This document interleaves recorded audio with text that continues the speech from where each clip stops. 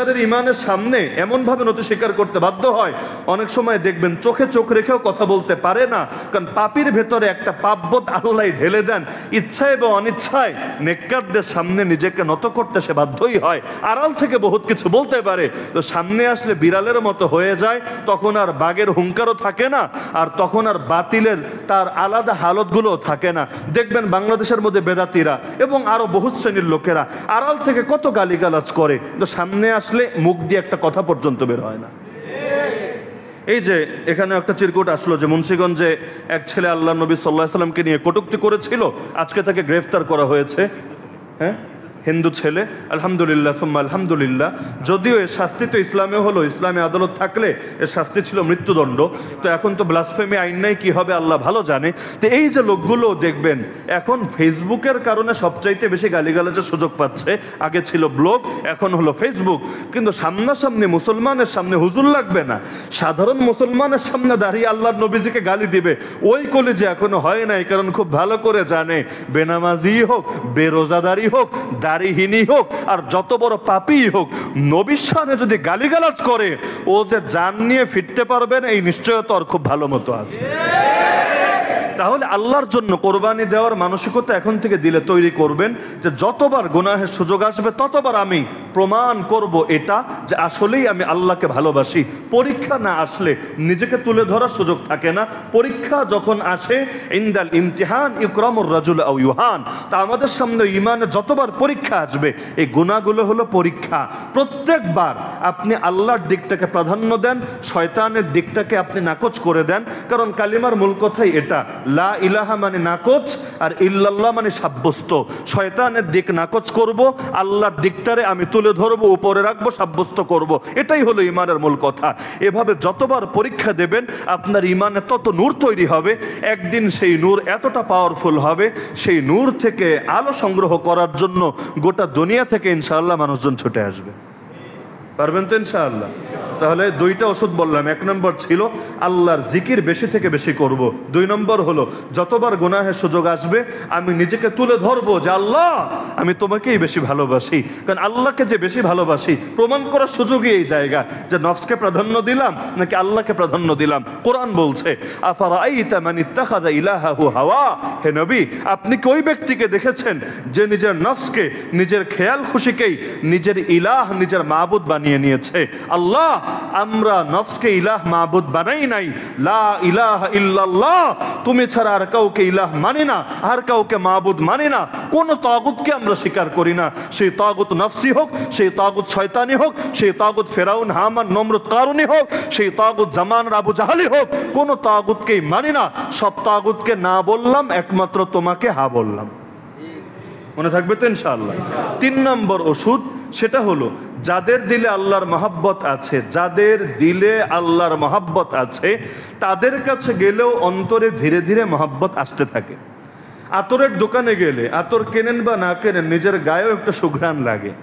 আর যেখানে বাথরুম পরিষ্কার হচ্ছে গন্ধ আর গন্ধ, ওই জায়গায় গেলে নিজের গায়ে আলাদা করে গন্ধ লাগান বা না লাগান ওইটার কিছু ফ্লেভার আপনার কাছে অটো চলে আসবে। তো এখন উত্তম সঙ্গীদের উদাহরণ হাদিসের মধ্যে দেওয়া হয়েছে আতর বিক্রেতাদের মতো। তাদের কাছে যখন যাবেন আপনি তার মতো হতে পারেন বা না পারেন, কিছু না কিছু রং আপনার ভেতরে আসবেই আসবে। দুনিয়াতে দেখবেন যে খেলাধুলা যারা করে ওদের সোহবতে বেশি ওঠা বসা করে, দিনকে দিন তার ভেতরও খেলার প্রেম ঢোকে। যারা সিনেমা বেশি দেখে ওদের সঙ্গে যারা ওঠা বসা করে ওদের মধ্যে সিনেমার প্রেম ধীরে ধীরে ঢোকে। যারা পর্নোগ্রাফি দেখে ওদের সোহবতে যারা বেশি বেশি থাকে ওদের কাছ থেকে এগুলোর কারগুজারি শোনে, ধীরে ধীরে এটার মহাব্বত তাদের দিলের মধ্যে ঢোকে। যারা রাজনীতি করে অথবা গুন্ডামি করে অথবা চাঁদাবাজি করে অথবা এই দুনিয়ার কোনো কাজ কারবার করে, এদের সোহবতে যারা বেশি বেশি যায়, যে যেই কাজ করে সেটার রং ধীরে ধীরে তার ভেতরে আসতে থাকে। এমনকি নেশাখোর মানুষ হয় কিভাবে? অধিকাংশই তো অসৎ সঙ্গে সর্বনাশের শিকার হয়। যে যারা নেশা করে ওদের সোহবতে ওঠা বসা করতে করতে এক পর্যায়ে তার ভেতরেও নেশার রং আসে। না হলে বিড়ি সিগারেট প্রথম দিন টান দিলে তো অনেকে কাশতে থাকে, তো ধীরে ধীরে এটা ছাড়া বাথরুমও ক্লিয়ার হয় না। এই করুণ অবস্থায় পরিণত হয় কিভাবে? এটা হয় ওই প্রথমটা শুরু হয় সোহবতের মাধ্যমে। তো এখন ইসলামটাও তো এসেছে মূলত সোহবতের মাধ্যমে। আল্লাহ পাঠালেন জিবরিল আমিনকে, মুহাম্মদুর রাসূলুল্লাহ সাল্লাল্লাহু আলাইহি ওয়াসাল্লামকে। জিবরিল আমিন তিনবার রাসূলকে বুকে জড়িয়ে নিলেন হেরা গুহার মধ্যে, এমন ভাবে চাপ দিলেন, সহিহ বুখারীর হাদিস, হাত্তা বালাগা মিন্নিল জুহদা আউল জাহদা আউল জুহদা আউল জাহদু, চার ভাবে পড়া যায়, অর্থ এটাই দাঁড়ায় এমন জোরে চাপ দিলেন যেন জানটাই বের হয়ে যাচ্ছিল। তো এত জোরে তিনবার চাপ দেওয়ার ফজিলত কি?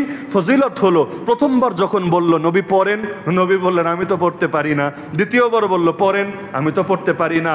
তৃতীয় চাপের পর আর কিছু বলা লাগছে না, নবী শুরু করে দিচ্ছেন, ইকরা বিসমি রাব্বিকাল্লাযী খালাক, খালাকাল ইনসানা মিন আলাক, ইকরা ওয়া রাব্বুকাল আকরাম আল্লাযী আল্লামা বিল কলম, আল্লামাল ইনসানা মা লাম ইয়ালাম। এই সোহবতের দ্বারা এমন কিছু অর্জন হয় যেটা 1000 পৃষ্ঠা পড়ার দ্বারা অর্জন হয় না। ওমর রাদিয়াল্লাহু আনহু এসে বলেন, ইয়া রাসূলুল্লাহ, আমি আপনাকে দুনিয়ার সবার চাইতে বেশি ভালোবাসি, তবে নিজের প্রাণের চাইতে এখনো বেশি ভালোবাসতে পারিনি। ইল্লা নাফসি আল্লাতী বাইনা জামবি, যেটা সত্য সেটাই বললেন, আমাদের মতো না। হুজুর, আপনারে তো সবচাইতে বেশি ভালোবাসি, আপনার জন্য জানও দিতে পারি, খালি টিয়ার শেল পড়তে দেরি, ল্যাজ গুটিয়ে পালাতে দেরি না। জেলে গেলে হুজুর যাবে, তাতে আমার কি? হুজুর বের হলে আবার লাইক কমেন্ট শেয়ার করা যাবে, আবার হুজুরের মাহফিলে গিয়ে ঠিক করে মঞ্চ কাঁপানো যাবে। আপাতত একটু হুজুরও রেস্টে থাকুক, আমিও রেস্টে থাকি। এই যে হালতগুলো। তো এখন তিনি বাস্তবতাই বললেন, রাসূলুল্লাহ, আপনাকে দুনিয়া সবার চাইতে বেশি ভালোবাসি, তবে নিজের প্রাণের চাইতে বেশি ভালোবাসতে পারিনি।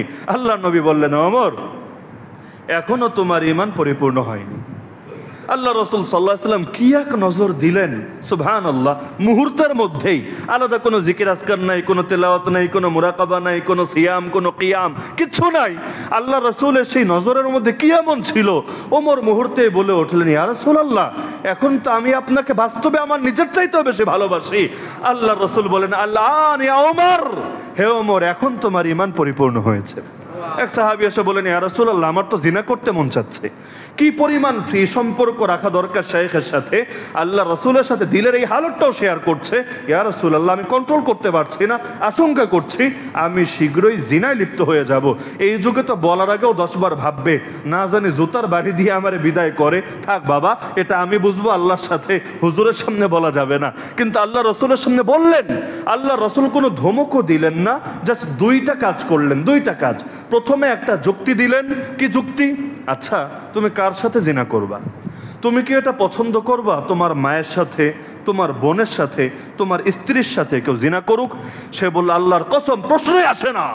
আল্লাহ রাসূল বললেন, তাহলে তুমি যার সাথে জিনা করবা সেও কারো না কারো বোন, কারো না কারো স্ত্রী, কারো না কারো মা। তো নিজের জন্য যেটা পছন্দ করছো না, অন্যের জন্য সেটা কিভাবে তুমি পছন্দ করলা? দ্বিতীয় কথা, শুধু যুক্তি শুনলেই সবসময় জিনার চেতনা যায় না। আজকালকার ছেলেরা কি যুক্তি বোঝে না? ওদেরকে জিজ্ঞাসা করেন, ওরা আরো বেশি যুক্তি শুনিয়ে দিতে পারবে।